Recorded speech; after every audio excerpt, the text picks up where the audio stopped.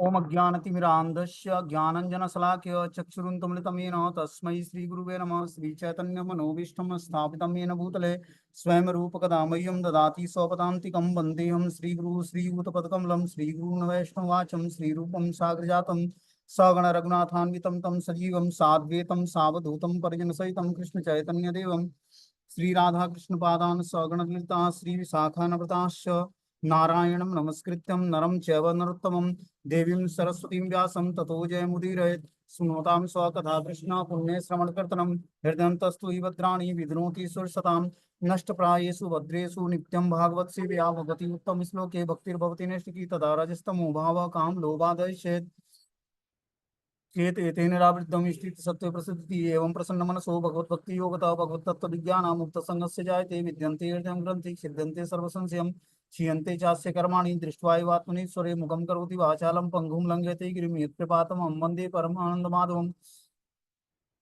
प्रहलाद नारद पराशर पुंडरीकं व्यासम अम्बरीश सुखसौनकस्मादालभ्यां रुक्मांग अर्जुन वसिष्ठं विभीषणादीनं पुण्यानि नामानि परं भागवत स्मरामि। जन्मागस्येतो अन्यतो विज्ञेश्वरात् तेने ब्रह्महृदय आदिकवये मुह्यन्ति यत् सूर्यो तेजो वारिमिदा यथा विन्मयो यत्रं त्रिसर्गोऽंशां धाम्ना स्वेन सदा निरस्तकोकम्। सत्यं परं धीमहि धर्मा प्रोजितो कैटप्पो अनत्रो परमो निर्मस्राणां सतां वेद्यं वास्तुमत्र वस्तु सिद्धं तात्रयमूलनं श्रीमद्भागवतं महामुनि कृतं किं वा परेरीश्वरं संघो अवरुद्धयति पृथ्वी सुतक्षणात् निगम कल्पतरु गलितं फलं सुखमुखाद्रमित संयुतं पिबत भागवतं रसमालयं मूर्खो रसिका भूयावुक। कृष्णनारायणं वन्दे कृष्णं वन्दे ब्रजप्रियं कृष्णद्वैपायनं वन्दे कृष्णं वन्दे प्रदासुतं सच्चिदानन्दरूपाय विशुद्धत्वहेतवे तापत्रय विनाशाय श्रीकृष्णाय वै नमः।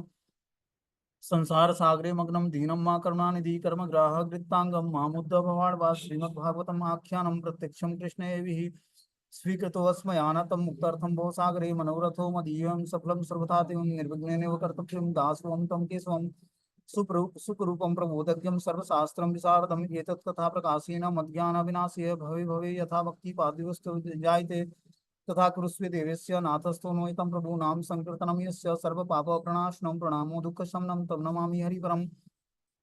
आराध्यो भगवान् ब्रजेस्तन्य तद्धाम वृंदावनम रम्या काचिदुपासना ब्रजवधू वर्गेण या कल्पिता श्रीमद्भागवतं पुराण अमलम प्रेमोपुमार्थो महान् श्रीचैतन्य महाप्रभु मतमिदं तत्रादरो नापरः। कृष्णाय वासुदेवाय हरये परमात्मने प्रणतक्लेशनाशाय गोविन्दाय नमो नमः। वासुदेवसुतं देवं कंसचारूणमर्दनं देवकी परमानन्दं कृष्णं वन्दे जगद्गुरुं। हे कृष्ण करुणा सिंधु दीनबंधु जगतपतये गोपेश गोपिका कांत राधा कांत नमस्तुते तप्त कांचन गौरांगे श्री राधे वृंदावनेश्वरी वृषभानुसुते देवी प्रणमामि हरिप्रिये। वाञ्छाकल्पतरुभ्यश्च कृपा सिन्धुभ्यो च पतितानां पावनेभ्यो वैष्णवेभ्यो नमो नमः। जय श्री कृष्ण चैतन्य प्रभु नित्यानंद श्री अद्वैत गदाधर श्रीवासादि श्री गौर भक्तवृंद हरे कृष्णा कृष्ण कृष्णा हरे हरे हरे राम राम राम हरे हरे। इसमें आज हम लोग पढ़ेंगे तृणावर्त का वध भगवान करते हैं कृष्ण। उससे पहले उन्होंने पूतना का वध किया जब वो भी छोटी सी नाजुक अवस्था में थे। तो अब भगवान अब तृणावर्त का वध करते हैं तो इसकी स्टोरी सुखदेव गोस्वामी राजा परीक्षित को बताते हैं। बोलते हैं श्री राजो उवाच इना इनावतारेण भगवान हरीश्वर करोति कर्ण रम्य रमणाम रमण रम्याणि मनोज्ञानी च न प्रभो यत् शून्यवतो अपेत्य रति वितृष्णा सत्वं च शुद्धं यत् चिरेण पुंसं भक्ति हरो तत्पुरुषं पुरुषे च सख्यम तदेव हारम वद मन्यसे चेतम। राजा परीक्षित ने कहा, हे प्रभु सुखदेव गोस्वामी, भगवान के अवतारों द्वारा प्रदर्शित विभिन्न लीलाएं निश्चित रूप से कानों को तथा मन को सुहावनी लगने वाली हैं। इन लीलाओं के श्रवण मात्र से मनुष्य के मन का मैल तत्क्षण धुल जाता है। सामान्यतः हम भगवान की लीलाओं को सुनने में आनाकानी करते हैं, किंतु कृष्ण की बाल लीलाएं इतनी आकर्षक हैं कि वे स्वतः ही मन तथा कानों को सुहावनी लगती हैं। इस तरह भौतिक वस्तुओं के विषय में सुनने की अनुरक्ति, जो भवबंधन का मूल कारण है, समाप्त हो जाता है। मनुष्य में धीरे धीरे भगवान के प्रति भक्ति और अनुरक्ति उत्पन्न होती है और भक्तों के साथ जो हमें कृष्ण भावनामृत का योगदान देते हैं, मैत्री बढ़ती है। यदि आप उचित समझे तो कृपया करके भगवान की इन लीलाओं के विषय में हमें बताएं। तो देखो यहाँ पर सुखदेव गोस्वामी बताते हैं, राजा परीक्षित ने कहा, क्या सुखदेव गोस्वामी से कहा कि भगवान के अवतार की जो लीलाएं हैं ये कानों को सुहावनी तो लगती हैं, और श्रवण मात्र से क्या होता है, मन का हृदय भी मैल साफ भी हो जाता है। लेकिन उसके बाद भी हम लोग भगवान की कथाओं को सुनने में आनाकानी करते हैं। बोलते हैं जो कृष्ण की बाल लीलाएं हैं इतनी आकर्षक हैं कि स्वतः मन और कानों को सुहावने लगती हैं। जो भौतिक विषयों से अनुरक्त है व्यक्ति, वो भव बंधन से मुक्त हो जाएगा इस कथाओं को सुनकर। मनुष्य को धीरे धीरे भगवान के प्रति भक्ति और अनुरक्ति उत्पन्न होगी। और क्या होगा, भक्तों के साथ हमें मैत्रीपूर्ण संबंध बढ़ेगा। इस तरह आप कृपा करके उचित रीति से हमें भगवान कृष्ण की इस बाल लीलाओं का श्रवण कराएं। ठीक है ना। ये परीक्षित महाराज सुखदेव गोस्वामी से बोलते हैं। आगे क्या बोलते हैं वो, कि अन्यान अन्यादपि कृष्णस्य तोकाचरित अद्भुतम मनुष्यम लोकमासाग्यम तज्जाति मनुद्धयत। कृपया भगवान कृष्ण की अन्य लीलाओं का वर्णन करें जो मानवीय बालक का अनुकरण करके और पूतना वध जैसे अद्भुत कार्यकलाप करते हुए इस पृथ्वी लोक पर प्रकट हुए। तो इस तरह से ये जो है सुखदेव गोस्वामी के सामने परीक्षित महाराज निवेदन कर रहे हैं कि आप हमें कृष्ण की बाल लीलाओं के बारे में आगे श्रवण कराएं। अब श्री सुखदेव गोस्वामी बोलना शुरू करते हैं। बोलते हैं, कदाचित उत्थान निकेत कौतुक का वप्लवे जन्म छर्म योगे समवेत योषिताम वादित्र गीत द्विज मंत्र वाचके चकार सुनोर जिसे चनम सती। सुखदेव गोस्वामी ने आगे कहा, जब यशोदा का नंदा बालक उठने तथा करवट बदलने का प्रयत्न करने लगा तो वैदिक उत्सव मनाया गया। इस उत्सव में उसे, जिसे उत्थान कहा जाता है और जो बालक द्वारा घर से पहली बार बाहर निकालने के अवसर पर मनाया जाता है, बालक को ठीक से नहलाया जाता है। जब कृष्ण 3 मास के पूरे हुए तो माता यशोदा ने पड़ोस की अन्य औरतों के साथ इस उत्सव को मनाया। उस दिन चंद्रमा तथा रोहिणी नक्षत्र का योग था। इस महोत्सव को माता यशोदा ने ब्राह्मणों तथा वैदिक मंत्रों के उच्चारण द्वारा पेशेवर गायकों के सहयोग से संपन्न किया। आगे बता रहे हैं कि ब्राह्मणों को आमंत्रित किया गया और उन्हें वैदिक मंत्रों का उच्चारण किया गया। पेशेवर गाने बजाने वाले ने भी उस महोत्सव में भाग लिया। बालक कृष्ण को अच्छी तरह स्नान कराकर यशोदा मैया ने ब्राह्मणों को अन्न धान्य और अन्य खाद्य पदार्थ दिए और गायों को फूलों की माला पहनाई। तत्पश्चात जब माता यशोदा ने देखा कि कृष्ण को नींद आ रही है, तब उन्होंने उसे आंगन के कोने में खड़ी एक छकड़े गाड़ी के नीचे सुला दिया। वह छकड़ा अनेक भारी भरकम बर्तनों से भरा लदा पड़ा था। जब तक बालक को गाढ़ी नींद नहीं आ गई, माता यशोदा उसी के साथ लेटी रही और बाद में उठकर अतिथि के आवाभगत के लिए व्यस्त हो गई। लोगों की चहल पहल के कारण उन्हें इस बात का पता नहीं चला कि कृष्ण कब उठा है और रोने लगा है। वहां पर सक्टासुर नामक एक भूत था जो उस छकड़े में बैठा हुआ था। वह कृष्ण के साथ शरारत करने के लिए सही अवसर की खोज में था। वास्तव में वो सक्टासुर उस छकड़े का रूप लेकर वृंदावन में आया हुआ था, परंतु कृष्ण से भला क्या छिपा था। जिस प्रकार बच्चे भूख से व्याकुल होकर अपने हाथ पैर पटकने लगते हैं, कृष्ण ने भी अपनी माता को दूध पीने के लिए अपने हाथ पैर पटकने आरंभ कर दिए। क्रोध में आकर छकड़े को हल्की सी ठोकर मारी। अब जैसे ही भगवान छकड़े को ठोकर मारते हैं तो क्या होता है, दृष्टवा यशोदा प्रमुख ब्रज स्त्रियम औत्थानिके कर्मणि या समागमम नंदा दयाश्च अद्भुत दर्शनाकुलम कथम स्वयं वे सकटम विपर्यगात। जब यशोदा तथा उत्थान उत्सव का अवसर पर जुटी स्त्रियां तथा नंद महाराज इत्यादि सब पुरुषों ने यह अद्भुत दृश्य देखा तो वे आश्चर्य हो गए। यह छकड़ा किस तरह अपने आप चूर चूर हो गया है, वे इसका कारण ढूंढने के लिए इधर उधर घूमने लगे, किंतु कुछ भी तय न कर पा रहे थे। इस पर श्री विश्वनाथ चक्रवर्ती ठाकुर टीका लिखकर और विस्तार से बताते हैं कि वामन अवतार में भगवान को ब्रह्मांड की सीमा तक पहुंचने के लिए अपने आकार को बढ़ाना पड़ा था। नृसिंह अवतार में भगवान ने असुर राज हिरण्यकशिपु का वध करने के लिए आधे मनुष्य और आधे सिंह का विचित्र रूप धारण किया था। परंतु कृष्ण अवतार में भगवान ने इस प्रकार का कोई श्रम नहीं किया था, अपितु अपनी असीमित शक्ति का प्रदर्शन करते हुए उन्होंने अपने नन्हे पैर से छकड़े का केवल स्पर्श किया और वो टुकड़े टुकड़े होकर गिर गया। जहां वहां उपस्थित सब लोगों ने वह आवाज सुनी और चकनाचूर हुए उस छकड़े और इधर उधर फैले बर्तनों को देखा तो वे विस्मित रह गए। विचार करने लगे यह सब कैसे हुआ होगा, परंतु उन्हें इसका कोई स्पष्ट कारण नहीं दिखाई दिया। अंततः उन्होंने निष्कर्ष निकाला, निश्चित ही यह किसी असुर या दुष्ट आत्मा का कार्य है। उसी समय वहां खेल रहे बच्चे शोर मचाकर कहने लगे कि कृष्ण ने ही रोते रोते छकड़े को चकनाचूर कर दिया है। उन्होंने कहा कि जैसे ही कृष्ण ने पहिए को ठोकर मारी, पूरा छकड़ा गिर गया, परंतु कृष्ण की असीमित शक्तियों से अनभिज्ञ गोपियां और ग्वाले ने बच्चे की इस बातों को बचकानी कहते हुए उन पर अधिक ध्यान नहीं दिया। तो इस तरह भगवान ने अपना पैर चलाया क्रोध में आकर, भूख के मारे, और इस तरह से जो है छकड़ा क्या होता है, टूट जाता है। अब क्या होता है उसमें से, रुदंत सुतमादाय यशोदा ग्रह संकितान कृत स्वस्वन यन विप्रो सुप्ते स्तन मपायत। यह सोच करके कृष्ण पर किसी अशुभ ग्रह का आक्रमण हुआ है, माता यशोदा ने रोते बालक को उठा लिया और अपने स्तनपान कराए। तब उन्होंने वैदिक स्तुति का उच्चारण करने के लिए तथा शुभ अनुष्ठान संपन्न करने के लिए अनुभवी ब्राह्मणों को बुलाया।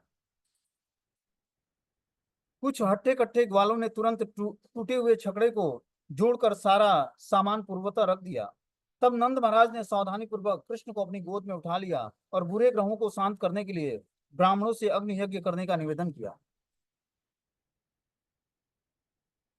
जब ब्राह्मण द्वेष, झूठ, अभिमान, दूसरों से ऐश्वर्य से द्वेष जैसे दुर्गुणों से मुक्त होते हैं तो उनका आशीर्वाद कभी विफल नहीं होता है।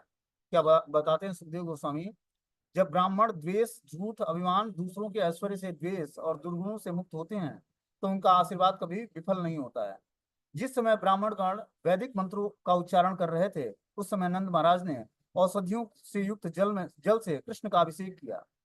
यज्ञ की समाप्ति पर उन्होंने सारे ब्राह्मणों को उच्च कोटि का भोजन परोसा और तत्पश्चात उन्हें सुंदर वस्त्रों, पुष्प मालाओं और स्वर्ण आभूषणों से सज्जित अनेक गायें दान में दी। गायों को प्राप्त करके उन ब्राह्मणों ने नंद महाराज के पूरे परिवार पर और विशेष रूप पर कृष्ण पर हृदय खोलकर आशीर्वाद बरसाए। ये सब ब्राह्मण गण योग सिद्धियां धारण करने वाले महान योगी थे और इसलिए उनके आशीर्वाद कभी व्यर्थ नहीं जाते हैं। अब आगे क्या होता है इसमें, एक दारो यहारूणम लालयंती सुतम सती गरिमाणम शिशु बोड़ू न सेहे गिरिकुट्टवत। एक दिन कृष्ण के आविर्भाव के 1 वर्ष बाद माता यशोदा अपने पुत्र को अपनी गोद में दुलार रही थी। तभी सहसा उन्हें वह बालक पर्वत की चोटी से भी भारी लगने लगा, जिससे वह उसका भार सहन नहीं कर पाई।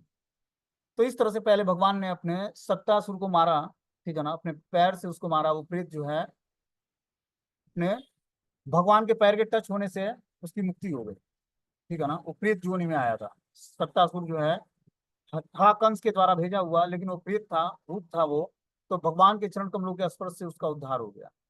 अब जो है क्या होता है, एक दिन कृष्ण के आविर्भाव के 1 वर्ष के बाद, वो 3 महीने की घटना थी। अब 1 वर्ष के बाद की घटना क्या हुई। माता यशोदा अपने पुत्र को गोद में दुलार रही थी, तभी सहसा उन्हें एक बालक पर्वत की चोटी के समान भारी लगने लगा, जिससे वह उसका भार सहन नहीं कर पा रही थी। कृष्ण जानते थे कि यह बालक को संपूर्ण ब्रह्मांड के बराबर भारी अनुभव करते हुए अतः वह सोचने लगी कि बालक कोई दूसरा भूत प्रेत या असुर सता रहा है। चकित माता यशोदा ने बालक को जमीन पर रख दिया और नारायण का चिंतन करने लगी। उत्पात की आशंका से उन्होंने इस भारीपन के समन हेतु ब्राह्मणों को बुलावा भेजा और फिर घर के काम काज में लग गई। उनके पास नारायण के चरण कमलों को स्मरण करने के अतिरिक्त कोई अन्य विकल्प न था, क्योंकि वह यह नहीं समझ पा रही थी कि कृष्ण ही हर वस्तु के मूल स्रोत हैं। जब बालक जमीन पर बैठाया हुआ था तो तृणावर्त नामक असुर, जो कंस का दास था, वहां पर कंस के बहकाने पर बौडंबर के रूप में आया और बड़ी आसानी से बालक को अपने साथ उड़ाकर आकाश में ले गया। इस तरह से जो है अब तृणावर्त आता है। भगवान जमीन पर लेटे होते हैं और तृणावर्त आता है चक्रवाक के रूप में। बोलते हैं दैत्यो नामा तृणावर्तम कंस भृत्यम प्रणोदितम चक्रवातम स्वरूपेण जहारासीन निर्भकम। जब बालक जमीन पर बैठा हुआ था तो तृणावर्त नामक असुर, जो कंस का दास था, वहां पर कंस के बहकावे पर आकर बौडंबर के रूप में आया और बड़ी आसानी से बालक को अपने साथ उड़ाकर आकाश में ले गया।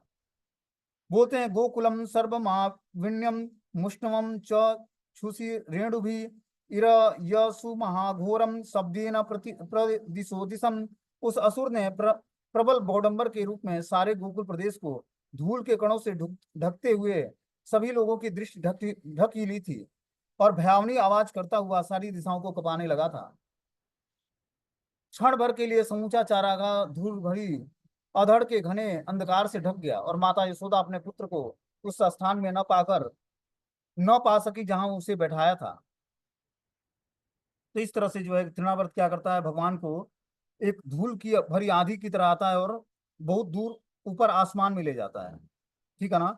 आगे बताते हैं कि तृणावर्त द्वारा फेंके गए बालू के कणों के कारण लोग न तो स्वयं को देख सकते थे और न किसी और को। इस तरह वे मोहित तथा विचलित थे। अब आगे क्या होता है, इति खर पवनम चक्रम पाशु वर्षे सूत पद विय बाला विलक्ष्य माता अति करुण मनु स्मरण यशो यशोदा भुवि पतितामृत वत्स का यथा गौः। बोलते हैं प्रबल प्रबल बौडंबर से उठे अधड़ के कारण माता यशोदा ने न तो अपने पुत्र का कोई पता लगा सकी, न ही कोई कारण समझ सकी। वे जमीन पर इस तरह गिर पड़ी मानो किसी गाय ने अपना बछड़ा खो दिया हो। वे अत्यंत करुण भाव से विलाप करने लगी।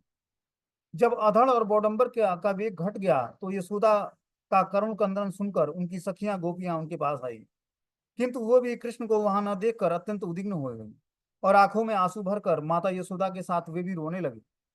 अब आगे क्या होता है, जब ये सब सखियां रोने लगती हैं यशोदा मैया की, तो आगे बोलते हैं कि सुखदेव गोस्वामी, तृणावर्तम शांतरयो वात्या रूपो धरोहरन कृष्ण नभोगतम गंतु नासको वी भारभित।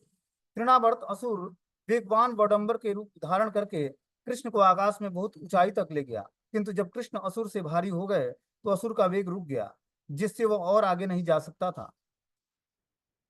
कृष्ण के भार के कारण तृणावर्त उन्हें विशाल पर्वत या लोहे का पिंड मान रहा था, किंतु कृष्ण ने असुर की गर्दन पकड़ रखी थी, इसलिए वह उन्हें फेंक नहीं पा रहा था। इसलिए उसने सोचा कि यह बालक अद्भुत है, जिसके कारण मैं तो उसे ले जा सकता हूँ, न ही इसे इसके भार को दूर फेंक सकता हूँ। अब आगे क्या होता है, कृष्ण ने तृणावर्त को गले से पकड़ रखा था, इसलिए उसका दम घुट रहा था, जिससे वह न तो करा सकता था, न ही अपने हाथ पैर हिला डुला सकता था। उसकी आंखें बाहर निकल आई थीं, उसके प्राण निकल गए और वह एक छोटे बालक सहित ब्रज की भूमि पर नीचे आ गिरा।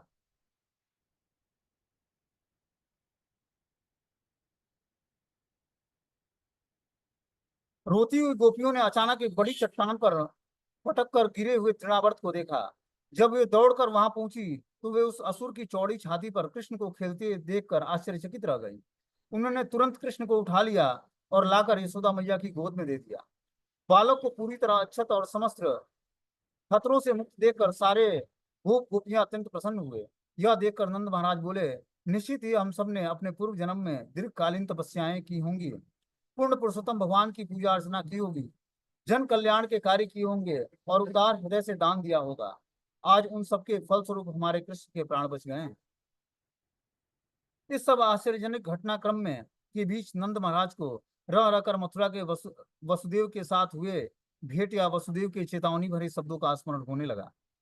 तो हम लोग देखते हैं कि जब वसुदेव के पास नंद महाराज जाते हैं मिलने के लिए, कंस को जब कर देने के लिए जाते हैं, तो वसुदेव जेल में होते हैं, तो वसुदेव से मिलते हैं। तो वसुदेव मिलते हैं, सबका हालचाल पूछते हैं, बलराम जी कैसे हैं, रोहिणी कैसी है हमारी पत्नी, और यशोदा मैया कैसी है।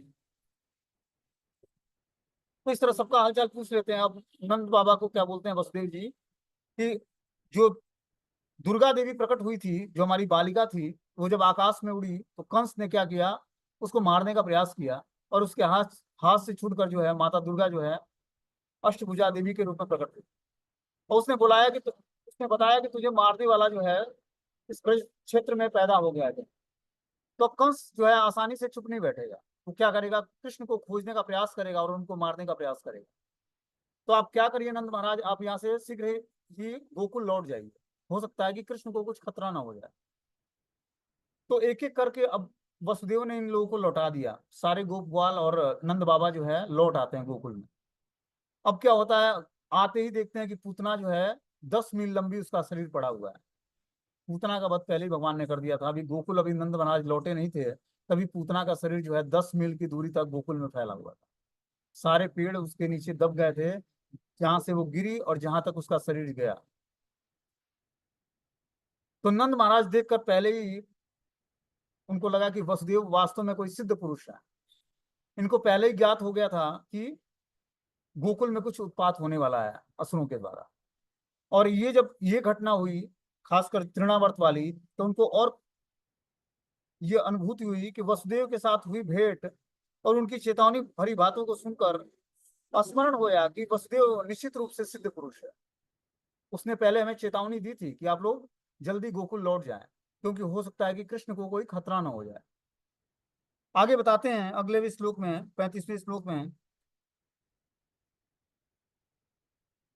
कि पीत प्रायस्य जननी सूतस्य रुचि रश्मितं मुखं लालयति रज्य व्रतो ददृश्य इदं ह रोदसी ज्योति रनिकमाशं सूर्ये दुह विश्व बुधिश्च दीपान गतास्य दुहित्र वनाति भूतानि यानि स्थिर जंगमानि।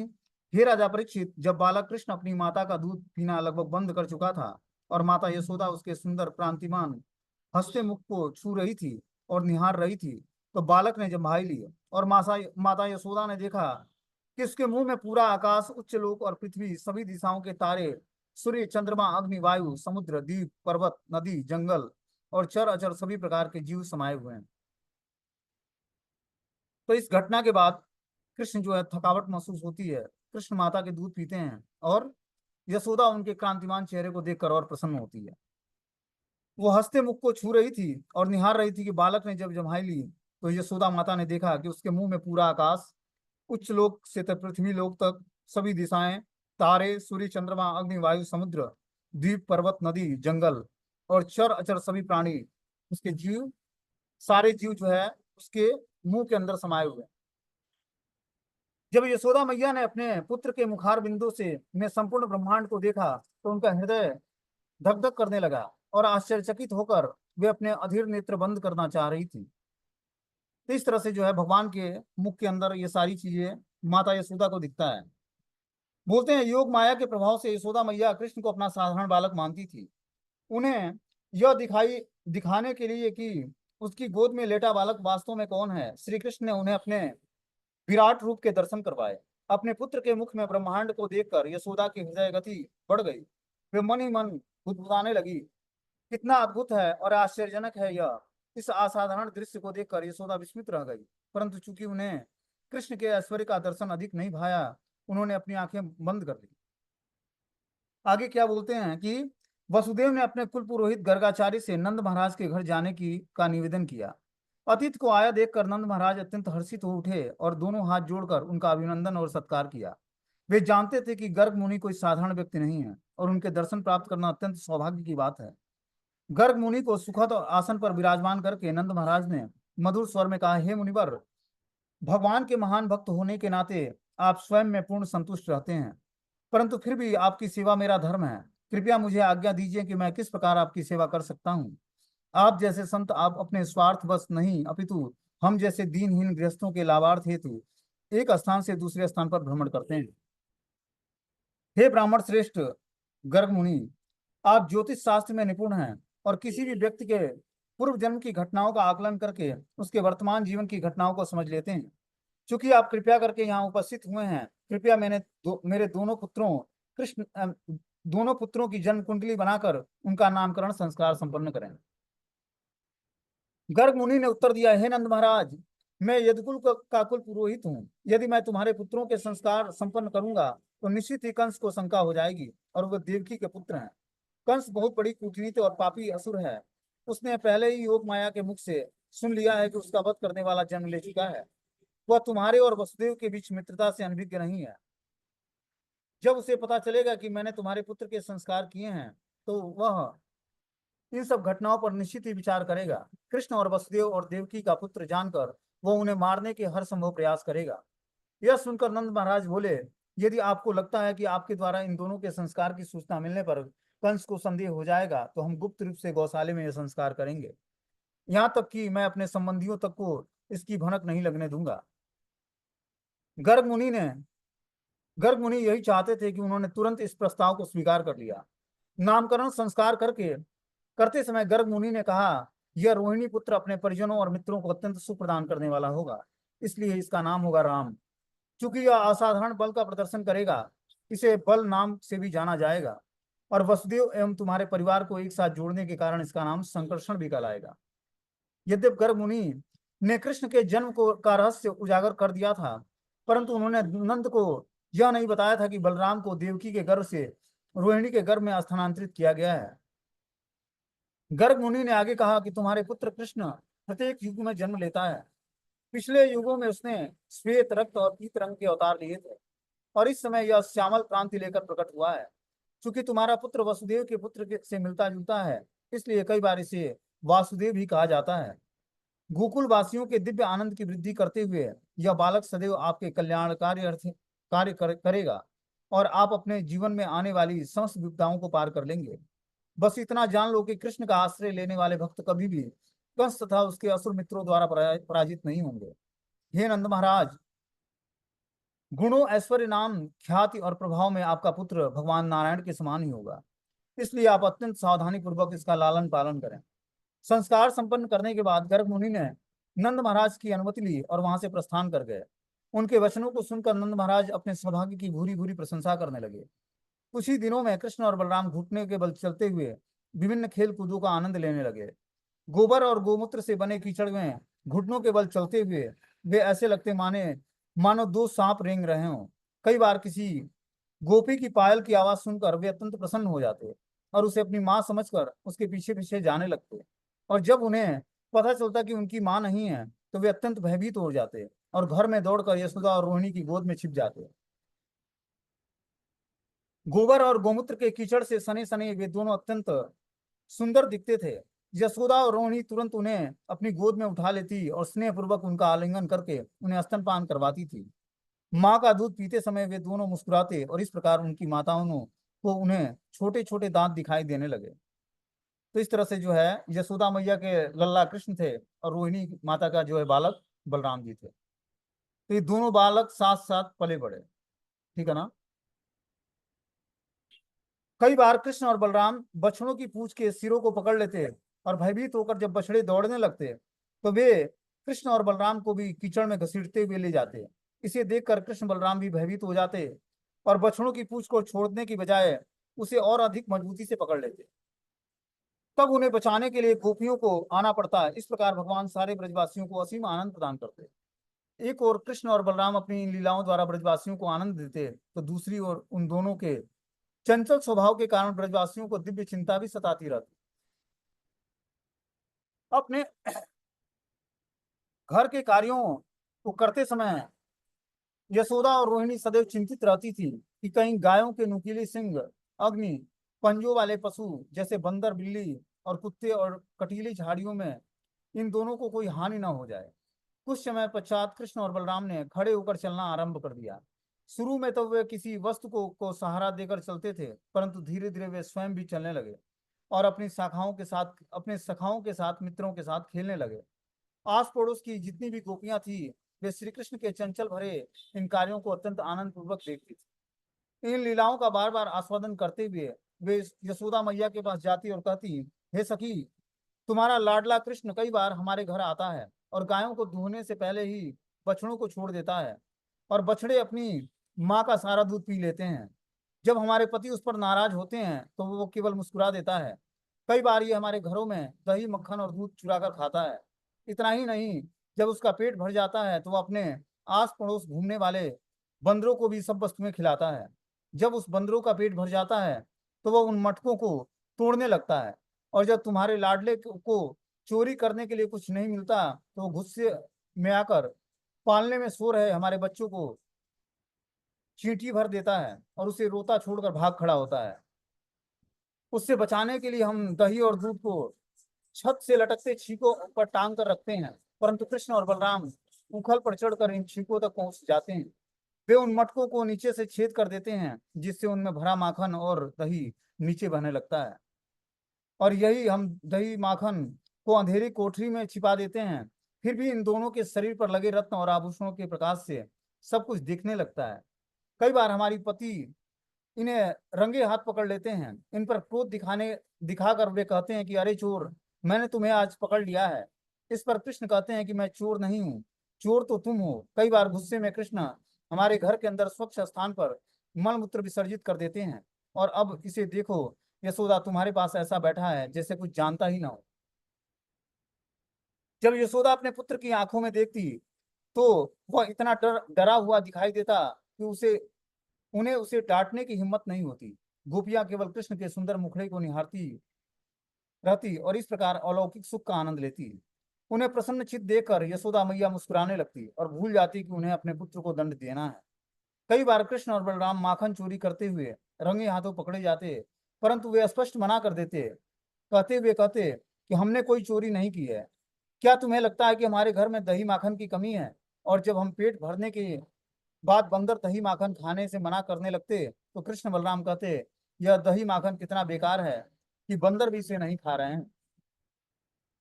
कृष्ण की करतूतों की कहानी कहने के बाद गोपियां यशोदा मैया से आग्रह करती हैं कि वे कृष्ण के चमकीले आभूषण उतार लें, जिससे उन्हें अंधकार में रखा दही माखन न दिखाई दे। और जब यशोदा इनके लिए तैयार हो जाती हैं तो गोपियां यह कर कर उन्हें मना कर देती हैं कि कृष्ण के शरीर से ही इतना प्रकाश निकलता है कि वह अंधेरे को भेद कर